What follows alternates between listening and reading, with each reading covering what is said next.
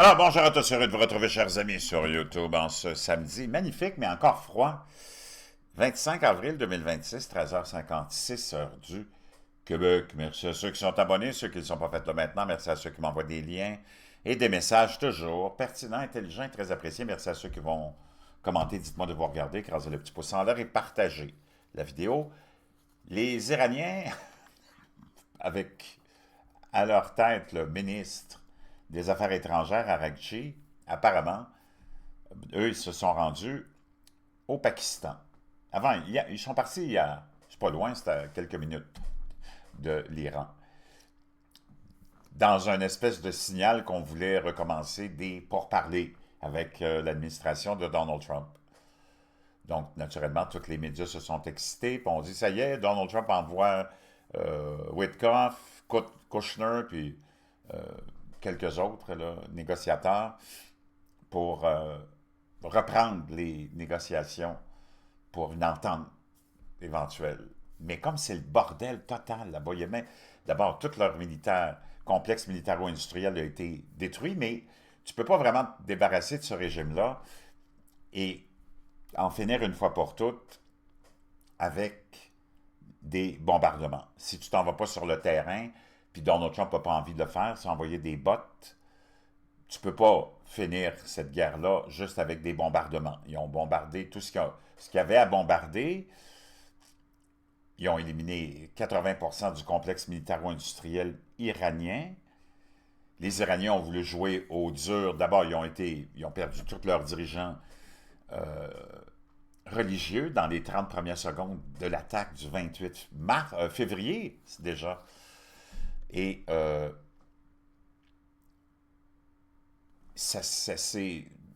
y a eu un choc monumental au niveau de l'administration, au niveau du leadership.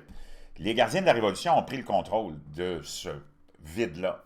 Et les supposés modérés, les Araghchi et Galibaf, qui est le président de la Chambre, et d'autres bozos, se sont fait damer le pion par les gardiens de la Révolution qui sont très, très anti-américains, très anti-israéliens, et aussi dans la mouvance de l'islamisme et de la folie islamiste.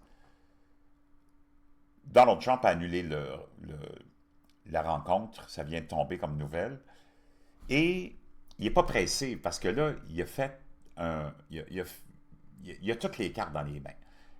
Les Iraniens ont essayé d'utiliser le détroit d'Ormuz pour terroriser Donald Trump, pour essayer de mettre de la pression sur lui. Eux autres, ils ont comme philosophie, comme approche, la suivante. Ils se disent, Donald Trump s'en va en mi-mandat au mois de novembre. Puis eux autres, ils pensent que s'ils résistent assez longtemps, ils peuvent arriver à surmonter Donald Trump dans le temps.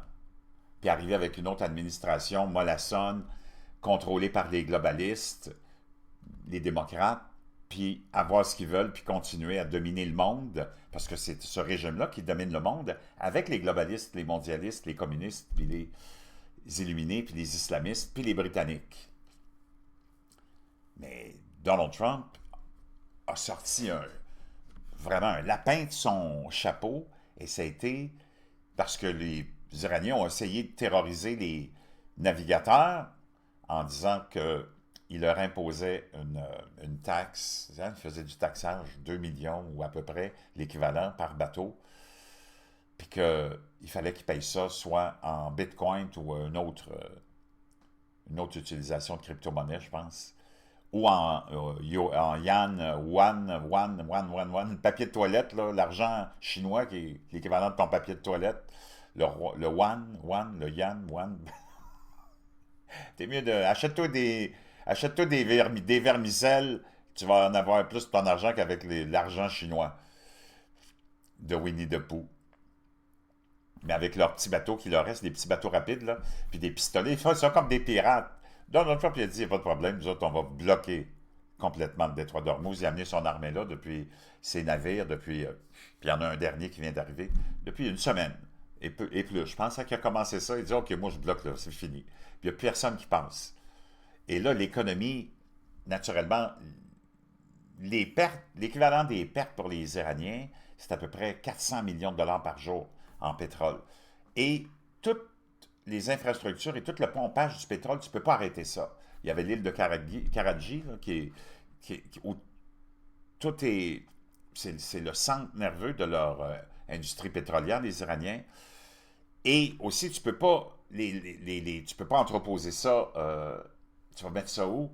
Tout ce pétrole-là que tu produis non-stop à tous les jours parce qu'il produit je ne sais pas combien de barils de pétrole par jour, des millions et des millions. Mais tout ça dans un contexte où tu remplis les navires puis ils s'en vont, tu remplis les navires puis ils s'en vont.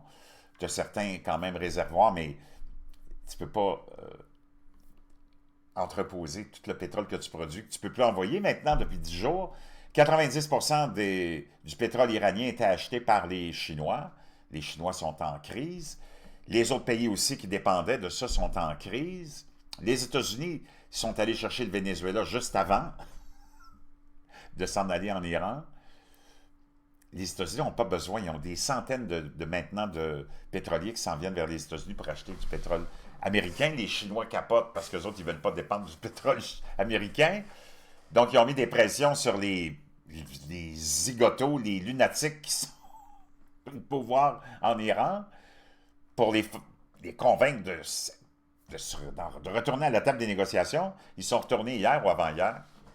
Donald Trump vient de dire, ben non, on ne va pas aller perdre notre temps là, parce qu'ils ont toutes les cartes. Là, parce qu'avec le blocage, le vrai blocage du détroit d'Ormuz, l'Iran est complètement étouffé. Ils en ont pour peut-être encore 2 jours. Après ça, ils vont être obligés d'arrêter tout le pompage. Puis une fois que tu arrêtes le pompage, il y a même certains puits, ou plusieurs puits, peut-être même tous les puits. Quand tu arrêtes le pompage, tu ne peux pas repartir ça, la machine, après. Donc, c'est une crise majeure. Puis on se lance la balle du côté des gardiens de la Révolution, du côté des autres dirigeants, je ne sais même pas c'est qui. Le fils de l'Aya Toilette, sans papier de toilette, le petit mouche tabac, la petite souris, lui, il vit dans un trou, mais il est presque mort. Apparemment, il est tellement défiguré qu'il a besoin de chirurgie plastique. Le visage complètement défiguré, brûlé, les lèvres, il est vraiment pas en forme. Apparemment, il a perdu une jambe aussi. On va l'écouter Donald Trump qui dit, ben voyons donc, il a annulé ça, ce voyage-là. Ça ne vaut pas la peine. S'ils veulent vraiment quelque chose, ils m'appelleront. Exclusive. President Trump just told our own Aisha Hasni that he has canceled his envoy's trip to Pakistan to hold talks with Iran. Aisha Hasni sending us this direct quote from the president. I've told my people a little while ago they were getting ready to leave, and I said, nope, you're not going to make an 18-hour flight to go there. We have all the cards. They can call us anytime they want, but you're not going to be making any more 18-hour flights to sit around and talk about nothing. Now, this is significant. It came after... Il dit non, là, des pertes de temps, ça coûte cher en avion, puis vous allez perdre votre temps à parler de n'importe quoi. Il dit, ils ont mon numéro de téléphone. S'il y a quelque chose de sérieux, ils m'appelleront. Parce que lui, il est vraiment pas dans le stress, là. Il sait que ça va se régler rapidement. Anyways, très, très rapidement. The trip earlier in the week where we thought the Vice President J.D. Vance would be going to hold talks was scuttled. So that is breaking news from our own Aisha Hasni. And Alex will remain as long as it takes. That this blockade will remain. Et le blocage de Donald Trump va durer. Hier, tu avais une grosse conférence de presse du secrétaire de la guerre, Pete Hegseth, puis le général en charge de cette opération-là aussi. As long as it takes. This is a real full blockade. We'll use... Ça, c'est un vrai blocage. On bloque tout, puis c'est un vrai, réel. Up to and including lethal force if necessary. Et on peut utiliser la force aussi, si on veut. And that stopped, and other ships have taken note of that. So, et il y a plusieurs bateaux qui se sont rendus compte de ça. Any ships that have attempted, there's been levels of escalation, but none. Tu as beaucoup de niveaux d'escalation, d'intensification. Là, on n'arrive pas tout de suite à bombarder ou à saisir un bateau, mais on y va étape par étape. That far, and they've turned around. Et les bateaux, ils ont compris et ils sont retournés. So we'll wait to hear more from the White House. We have reached out to them to see what this will mean moving forward in these potential talks. Meyer, Marine and Medal of Honor recipient, Dakota, we do hold a lot of cards. Nuclear program is really set back. Ballistic missiles program crippled, and the list goes on. What are your thoughts? I mean, look, I think that we're in a great spot right now. I think that there's a critical time. Donc, les États-Unis, Donald Trump il vient de changer de stratégie et est tellement, tellement bien positionné. Il fait plaisir à tout le monde. Il bombarde plus. C'est juste une question de temps. L'Europe est en train de crever, puis il veut faire crever l'Europe, il veut faire crever surtout l'Angleterre. Tu as le roi qui s'en vient, le roi Charles qui s'en vient aux États-Unis cette semaine, ça va être la semaine prochaine, ça va être très bizarre. Donc, les dernières nouvelles, c'est ça. Les pourparlers ont été annulés. OK? Maintenant, pour ce qui est de... Il y a quelque chose d'assez extraordinaire qui s'est produit aussi. Tu as beaucoup, beaucoup, beaucoup de vols qui sont annulés. Hein? Vol d'avion, il va manquer de kérosène, mais Donald Trump, il s'en fout comme de l'an 40. Ça ne le regarde pas. Il y avait... Laisse-moi aller chercher ce qui se passe au Mali. J'avais trouvé ça. Le Mali, c'est très important. Là, des grosses attaques. Mali qui est attaqué par les djihadistes. Le pays est en complète effondrement, là. Je ne sais pas, moi, je ne sais pas vraiment mon trip, là, le Mali. Tant qu'à moi, ils peuvent bien... whatever, mais en tout cas, pour ceux qui s'intéressent à ça, des hommes armés ont attaqué je sais que les Français étaient impliqués au Mali pendant longtemps. Plusieurs endroits de la capitale malienne et d'autres villes samedi dans le cadre d'une possible attaque coordonnée ont indiqué des habitants et des autorités des hommes armés ont attaqué plusieurs endroits. L'armée malienne a déclaré dans un communiqué que des groupes terroristes armés non identifiés ont ciblé certains endroits et casernes à Bamako et que les soldats étaient engagés dans l'élimination des assaillants. Un journaliste de l'Associated Press à Bamako a entendu des tirs nourris d'armes, donc des djihadistes prennent d'assaut. Hein, prennent d'assaut le Mali. Donc, Donald Trump vient de vraiment jouer la carte la plus spectaculaire, sans bombes, sans bombardement, tout le monde va être content. Il ne faut pas que tu écoutes les médias, naturellement, du complexe médiatique qui sont anti-Trump, puis anti-Amérique, puis anti-empire américain. Eux autres, ils vont te raconter n'importe quoi. Tu ne peux pas écouter les médias non plus iraniens, les médias russes ou chinois. C'est comme vraiment, tu sais. Donc, il faut que tu fasses attention, il faut que tu fasses tes recherches, puis il faut que tu comprennes ce qui se passe. Puis ce qui se passe, c'est que lui, il les tient par les gosses, comme on dit par chez nous. Il y a les deux couilles des comme ça. Donc, puis le prince Pahlavi aussi qui a fait toute une parce que là, il y a plein de choses qui bougent en même temps. On va aller voir le prince Reza. Laisse-moi aller sur YouTube. Je vais chercher le compte du prince Reza Pahlavi qui a fait... qui est revenu qui était en Allemagne, je pense, cette semaine. Le prince Reza Pahlavi. OK. On va essayer de trouver sa chaîne. Je sais qu'il y a une chaîne. Et voilà, la voilà. Il a fait un petit message. Il y avait un petit message pour l'Europe hier. I have spent the past several weeks traveling across Europe, Ça, c'est le fils du Shah d'Iran. Là, il dit, dans les dernières semaines, je me suis promené en Europe speaking to members of parliaments, à parler à des gens, à des membres des parlements européens governments, and the press.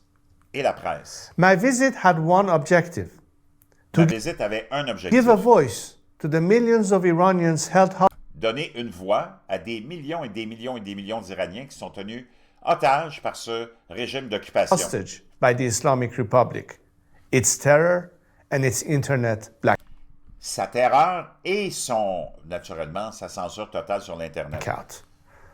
The millions of Iranians who have been silenced. Les millions d'Iraniens qui ont été censurés. Puis là, il parle. Donc, lui, il est revenu dans le portrait aussi. Là, tu vois Trump, il dit aux Iraniens, bon, moi, ça ne m'intéresse pas d'aller là. Donc, il y a toutes les cartes. Il n'y a rien il n'y a pas de presse. Il vient de prolonger. Il prolonge parce qu'il est en train de rendre tout le monde fou. Là, il prolonge les cessez-le-feu. T'as la presse occidentale, puis les anti-Trump disent « Ah, il a peur, il recule, il fait son taco. Hein? Trump, qui recule, puis qui fait le poulet, puis qui fait la poule mouillée. » s'il s'était remis à bombarder, là, il serait reparti dans l'autre direction, les médias, les mêmes médias, qui sont pas capables de gérer leur Trump Derangement Syndrome. Il aurait dit, oh mon Dieu, ça y est, il recommence à bombarder comme un sauvage, espèce de salopard, puis c'est comme si... Tu pourras jamais, jamais, jamais avoir le juste avec ce monde-là. C'est tes ennemis. Tes médias sont tes ennemis.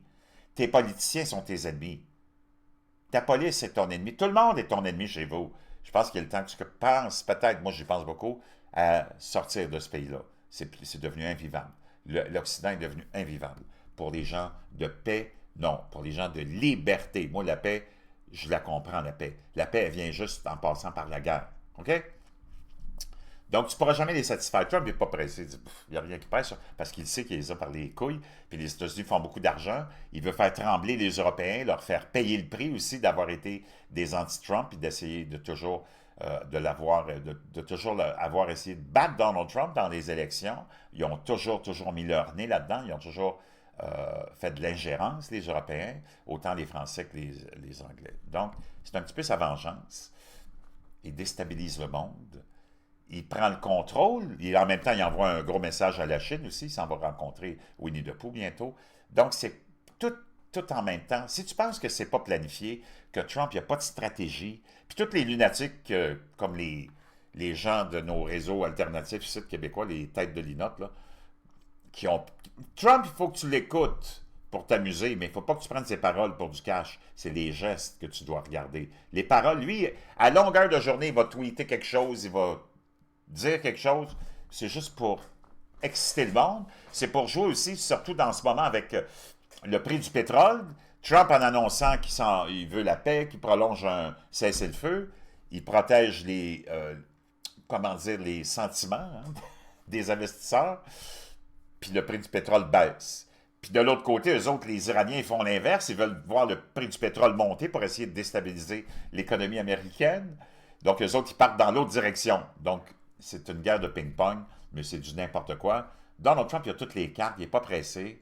Puis je peux dire une chose, c'est fascinant de voir comment il se débrouille, mais il ne faut pas que tu oublies que les hommes les plus intelligents, les femmes les plus intelligentes derrière lui, les hommes et les femmes les plus riches, il n'est pas tout seul.